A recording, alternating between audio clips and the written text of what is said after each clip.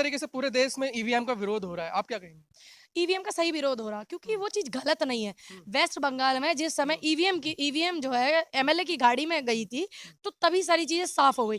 चुनाव आयोग को इस पर सख्त निर्णय लेना चाहिए। उसके बाद उत्तर प्रदेश में आप आ जाइए, उत्तर प्रदेश में चुनाव हुआ, ईवीएम गाड़ियों में जा रही है, ईवीएम को समाजवादी वाले पकड़ रहे हैं, ईवीएम को कांग्रेसी पकड़ रहे हैं, ईवीएम को बसपा वाले पकड़ रहे हैं, ईवीएम को कौन कौन नहीं पकड़ रहा। इतनी सारी वीडियो होने के बावजूद क्या चुनाव आयोग को या हमारे राष्ट्रपति जी को इस पर निर्णय नहीं लेना चाहिए? आप बताइए, अपना अपना जवाब दीजिए। ईवीएम से तकलीफ किसको? जनता को तकलीफ है, तभी तो जनता वोट रखाने के लिए गई। इतिहास में पहली बार लोकतांत्रिक देश में जनता अपने वोट रखाने जा रही, तो जनता दुखी थी वोट से, ईवीएम से, तभी तो रखाने गए। फिर विपक्ष दुखी था। सत्ताधारी पार्टियों की नहीं चलती कभी भी, विपक्ष की चलती है और जनता की चलती है। तो ईवीएम से इतना मोह क्यों?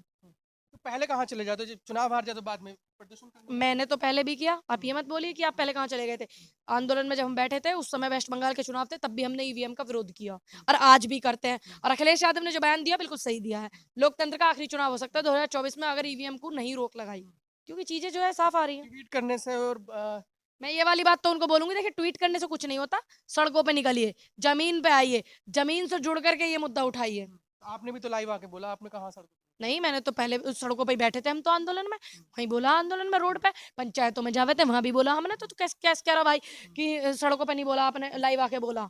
अगर आपकी सरकार बन जाती फिर भी आप विरोध करते हैं? देखिए, बिल्कुल ईवीएम का तो मैं तब भी विरोध करती, क्योंकि वो एक इत्तेफाक मान लीजिए, या पूरे देश में आने वाले समय में चुनाव है इसलिए मान लीजिए, है ना, आने वाले समय में चुनाव है, वो इसलिए उत्तर प्रदेश में शायद कांग्रेस को इस तरीके का ये सोचा कि भाई कांग्रेस को यहाँ जिता दो तो ये ईवीएम का मुद्दा नहीं उठाएंगे, 2024 में चुनाव है, ठीक है। तो हम जब भी उठाते, क्योंकि जो गलत मुद्दे वो उठाते रहेंगे।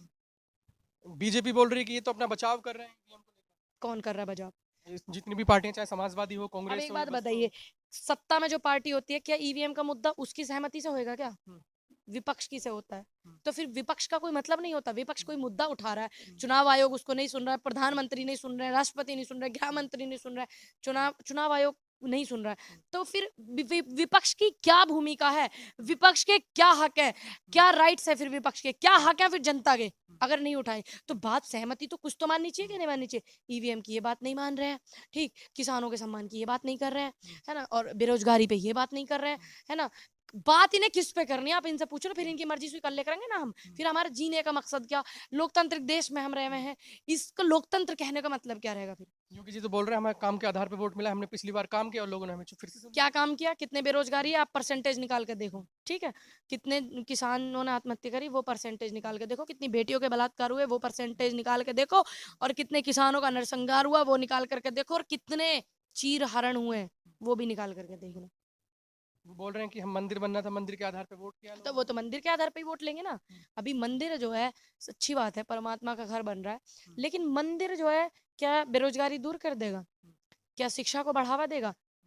क्या स्कूल वहां पे बच्चे पढ़ेंगे? हमारे देश के भविष्य का पढ़ना बहुत जरूरी है। देश का भविष्य बच्चे हैं, उनका पढ़ना लिखना जरूरी है, ताकि देश की अर्थव्यवस्था सुधर सके, वो अच्छी जॉब कर सके, और उनकी गरीबी दूर हो सके, उनकी परेशानी समस्याएं दूर हो सके। क्या वहाँ पे इलाज होंगे? तो क्यों ना सारे जितने भी मंदिर हैं उनके पैसे आते हैं, सबसे गरीबों का इलाज करे जावे, सबसे शिक्षा दी जावे। ये चीज होनी चाहिए ना, जो सही चीज है जनता के लिए।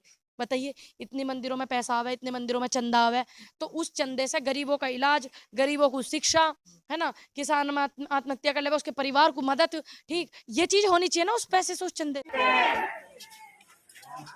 तुम्हारे हाथों में टोपियां